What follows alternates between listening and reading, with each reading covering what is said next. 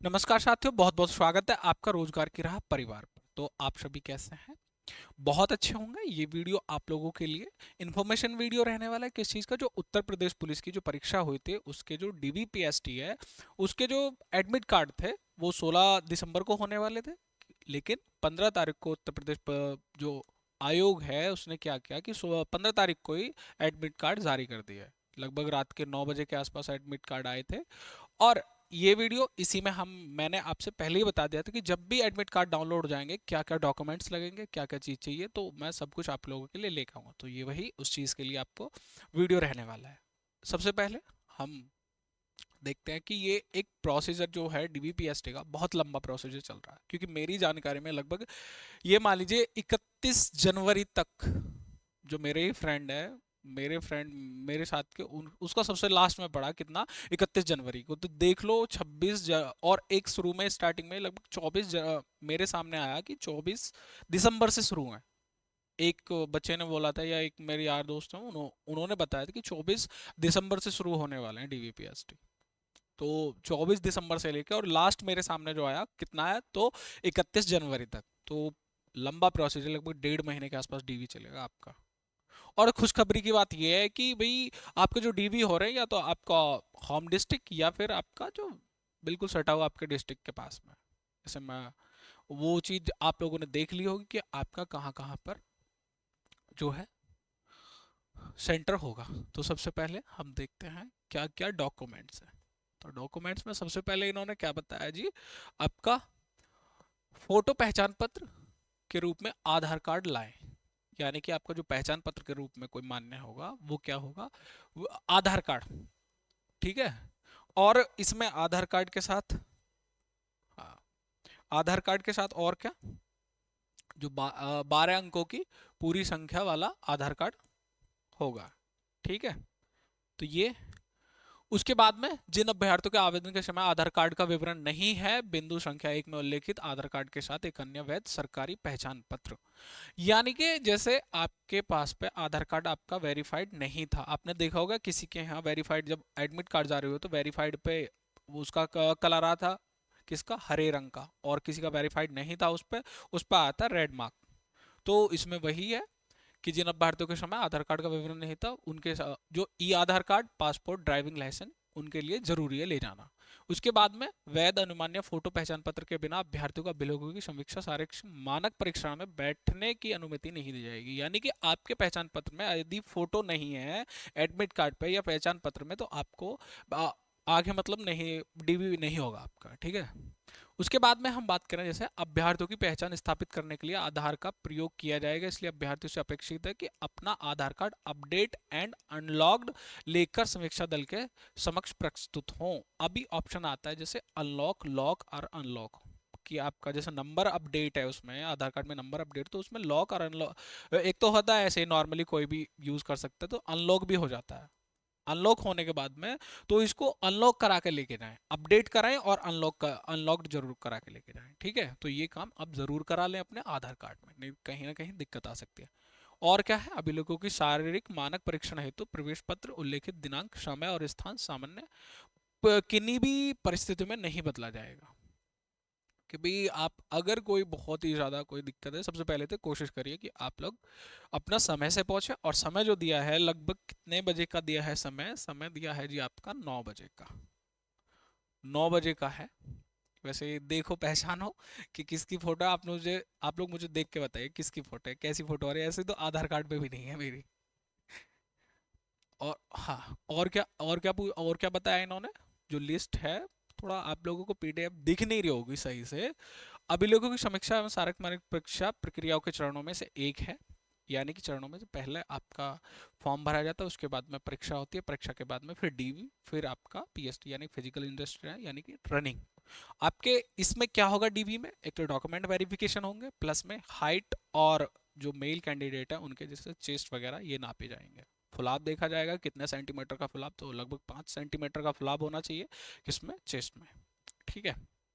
वो हम पहली वीडियोस में सब कुछ बता चुका हूं मैं। अभिलेखों की समीक्षा में सारंग मानक परीक्षा के चरणों में सफलता का मतलब ये नहीं है कि आप अंत चुने गए, कि इसका डीवी का मतलब ये नहीं है कि आप अंत चुन लिए गए, नहीं, इसके बाद में रनिंग आपकी होगी, उसके बाद में लास्ट होगा। ठीक है, उम्मीदवार को सूची पर आधारित नियुक्ति प्रभावी द्वारा नियुक्ति पत्र देने से पूर्व मूल अभिलेखों का सत्यापन करा जाएगा। अगर आपकी कोई भी जैसे आपको दी जाती है यानी कि नियुक्ति पत्र दिया जाता है, उससे पहले क्या होता है, सब कुछ डॉक्यूमेंट वेरिफिकेशन, तो वही है ये चीज।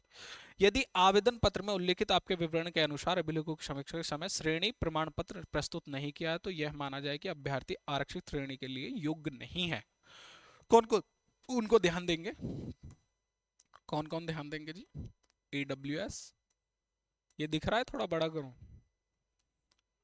SC ST और OBC, सॉरी OBC, इनको क्या चाहिए? इनको चाहिए सर्टिफिकेट, इनका बना होना चाहिए चारों का। चारों कैटेगरी, अगर आप किसी भी आरक्षित कैटेगरी से आते हैं तो आप कोई भी कैटेगरी का लाभ लेना चाहते हैं तो आपके पास में इनका कार्ड बना होना चाहिए, तभी आप जाति प्रमाण पत्र बना होना चाहिए, तभी आप लाभ ले सकते हैं, नहीं तो आपको किसमें का अनरिजर्व कैटेगरी में डाल दिया जाएगा। ठीक है, ये इसमें क्या बोला गया, ये सारी चीज। और लगभग सबके पास ही होंगे, और जिनका नहीं है तो इनसे पहले 1 साल से पहले, और जो डेट फॉर्म कंफर्म हुई थी 27 दिसंबर 2023 को, उसके बाद का नहीं होना चाहिए। किसके लिए था? EWS था और OBC सर्टिफिकेट जो था। और SC ST का ये थोड़े पुराने भी चल जाएंगे। उसके बाद में देखें कि अभिलेखों की समीक्षा है वो सार्वजनिक मानक परीक्षण हेतु चयन प्रक्रिया में सम्मिलित होने की जो पात्रता भत्ता या कोई भी अन्य खर्च प्रदान नहीं किया जाएगा। आप लोग सोचे कि भाई एग्जाम के टाइम जब री एग्जाम हुआ था तो आपको बसें फ्री कर दी गई थी, लेकिन इस बार जो DV है इसके लिए कोई भी आपको खर्चा नहीं दिया जाएगा। इसमें ये चीज बताई गई है। और फिर देखें फिर क्या बोला, कृपया फोटो चिपकाने के लिए प्रवेश पत्र पर दिए गए स्थान में पासपोर्ट आकर के रंगीन फोटो चिपकाएं। फोटो वही होना चाहिए जो ऑनलाइन आवेदन के समय अपलोड किया गया था, यानी कि आपके जो अपलोड जब आपने फॉर्म भरा था उस समय पे जो फोटो दिया था फोटो चिपकाने के लिए, वही उस फोटो को लगाएं। वैसे दिक्कत कुछ नहीं है, ये सब इंट्रैक्शंस होते हैं सारे, ठीक है, आप ले जा सकते हैं फोटो कोई भी। अभिलेखों की समीक्षा के समय अभ्यर्थी द्वारा विविध हस्ताक्षर इस प्रवेश पत्र को जमा कर लिया जाएगा, यानी कि जो सेल्फ अटेस्ट होते हैं जिनको स्वयं प्रमाणित कहते हैं कि स्वयं प्रमाणित अपना हस्ताक्षर कर दे दिए जाएंगे। अब की बार किसी भी गजेटेड ऑफिसर के लिए नहीं बोला गया कि आप किसी गजेटेड ऑफिसर से इन्हें अटेस्ट करवा के लाएं, तो खुद ही करना है सब कुछ। ठीक है, ये वही बताएगा EWS का। और आर्थिक रूप से जो OBC वर्ग है, भूतपूर्व सैनिक यानी कि एक्स सर्विसमैन, स्वतंत्रता सेनानी, ये इनके क्या है, मूल प्रमाण पत्र विभाजन में संकलन निर्धारित प्रमाण के साथ हस्ताक्षरित प्रमाण पत्र की छाया प्रति, यानी कि जो स्वतंत्र सेनानी है या फिर भूतपूर्व सैनिक है, आर्थिक रूप से कमजोर हैं EWS वाले, इनको क्या चाहिए, सर्टिफिकेट चाहिए, और इनके ओरिजिनल भी चाहिए, प्लस में एक एक फोटोकॉपी करवा के लेके जाए। मैं तो कहता हूँ एक क्या दो दो, कम से कम दो दो फोटोकॉपी करवा के लेके जाइए। ठीक है, निवास प्रमाण पत्र, निवास प्रमाण जहाँ के आप निवासी हैं, यानी कि जैसे आपका हमारा डिस्ट्रिक्ट होम डिस्ट्रिक्ट क्या आता है, बुलंदशहर आता है, तो मेरा मूल निवास और जाति प्रमाण पत्र कहाँ से बनेगा, तो डिस्ट्रिक्ट बुलंदशहर से बनेगा। ठीक है, ये आपको पता होना चाहिए। और क्या है, इन पे सभी पे एक जो आपकी फोटोकॉपी होंगी उन पे आप खुद सिग्नेचर करके दे देंगे, सेल्फ अटेस्ट करके। ठीक है, और इसमें ये चीजें बताई गई हैं कि होम गार्ड अगर आपके पास ओ लेवल सर्टिफिकेट है तो उसकी भी वो ओरिजिनल और एक छायाप्रति और प्रादेशिक सेना प्रमाण पत्र जिनके पास में है, राष्ट्रीय कैडेट कोर, ये इसके बारे में बताया गया सारी चीजें। और क्या है, यही चीजें हैं इसमें। होम गार्ड ये 2 बार कर दिया क्या? हाँ, तो यही सारी चीजें थी। और यदि मैं बात करूं कि हाँ जो टाइम से पहुंचे भैया, जैसे 9 बजे का टाइम है तो आप अपना इससे पहले ही पहुंच जाएं, क्योंकि ज़्यादा दूर नहीं होगा मेरे ख्याल से किसी का, अगर जैसे मान लीजिए बुलंदशहर, तो मेरा कहाँ पे हुआ है, तो ये हुआ है गाजियाबाद। इसमें एड्रेस दे रखा है reserve police line, Harsaon Hapur road, Ghaziabad, Uttar Pradesh. तो यही सारी चीज़ें। फ़ोटो कहाँ चिपकाना है, यहाँ पर फ़ोटो लेके जाएं आप अपने साथ में, और यहाँ पर अपना नाम और अपने पिताजी का नाम जो बोल दो। ठीक है, वही है, बस यही करके, और ज़्यादा और कुछ छेड़ाखानी नहीं कर रही हो। फोटो तो ऐसा आ रहा बिल्कुल जैसा आधार कार्ड से मैच करवा दिया इन्होंने। ये जानकारी थी आप लोगों के लिए। ठीक है, और जैसे किसी चीज़ की और अपडेट आती है। लेकिन हाँ, इतना ज़रूरी है कि भाई ये डीवी बहुत लंबा, जैसे मेरे ख्याल से ऐसा हो सकता है कि भाई डीवी, जैसे इन्होंने बोला था कि जी आपको डीवी जो कराएंगे हम लगभग 26 दिसंबर से शुरू कराएंगे और आपकी रनिंग कराएंगे जनवरी के 3rd वीक में। तो ऐसा मैं अपनी ये पर्सनली बता रहा हूँ कि हाँ भाई, ऐसा लगता है कि हो सकता है भी कुछ जिनका पहले डीवी पीएसटी डीवी होता रहे उनके साथ में पीएसटी भी ये रनिंग कराते रहे उनके साथ में साथ। लेकिन अगर लास्ट में जाता है 31 जनवरी तो फिर फरवरी के बाद ही रनिंग होगी सीधा सीधा। तो आप रनिंग भी तैयार करिए, और रनिंग में बहुत सारी दिक्कत है, ठंड तो हो रही है, ठंड में बड़ी दिक्कत आती है रनिंग करने में, तो साथ में रनिंग भी करते रहिए और अपना स्वास्थ्य का भी हमेशा ध्यान रखें।